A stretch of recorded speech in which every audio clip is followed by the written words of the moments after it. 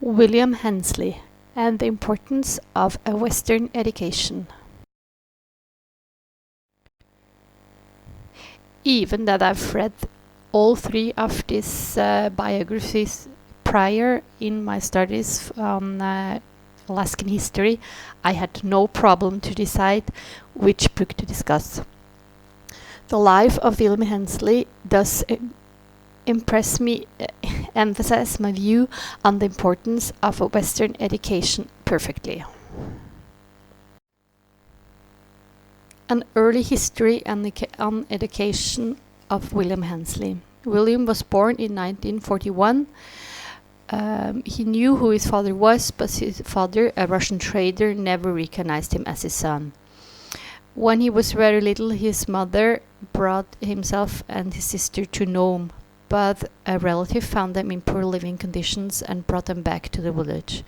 William was raised by his granduncle and grandaunt, which taught him the native way of living, such as hunting, going to summer camp, and living off the land. William was attending school in Kotzebue and moved in with a relative when the nomadic lifestyle of his parents did not work out with his school schedule. When 15, he left the village to attend school in Seymour, Tennessee, moving back to Alaska, but went on to Washington, D.C. to finish his college degree. During this time, he started reading and learning about the history and faith of his fellow native Alaskans. After coming back to Alaska, he started studying economics and law. Important achievements. He was the co-founder of the NANA, Northwestern Alaska Native Association, helped establish the Alaskan Federation for Natives, was in the Alaska State Legislature for 10 years, and then a manager of the federal government relations for Alyesak Pipeline Service Company. He is also a chair of the First Alaskan Institute. We all know about the wrongdoings in early Alaskan Native education, such as Sheldon Jackson's mission schools, the English-only policy in Native education, the boarding schools in the lower 48, the not existing Native activities in schools, and the neglecting of the Native language and culture. But William Hensly is living proof that a Western education can make a huge difference to the Native community. One quote from the book does explain my point perfectly.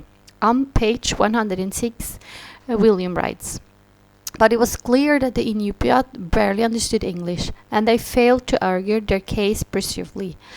How could the native people win when they did not truly comprehend the system that they were dealing with, or the power of those who fully understand the value of the riches that lay under the ground?"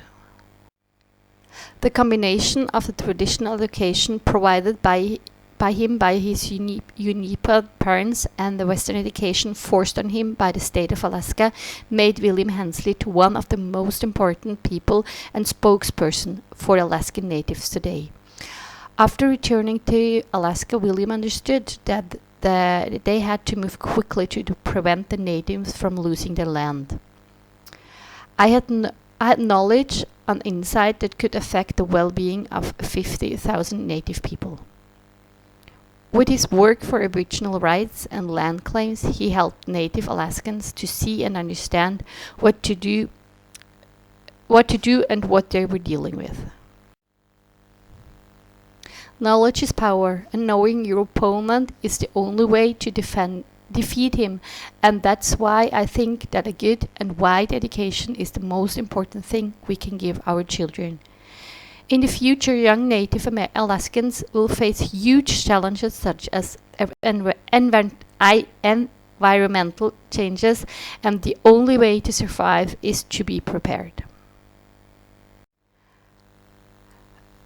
By comparing the three native histories of Sid Huntington, Sadie Brown, and William Hensly, it is clear that even when they were forced to go to missionary schools and were sent away for an education, they've made a huge difference for the communities and the culture of native Alaska.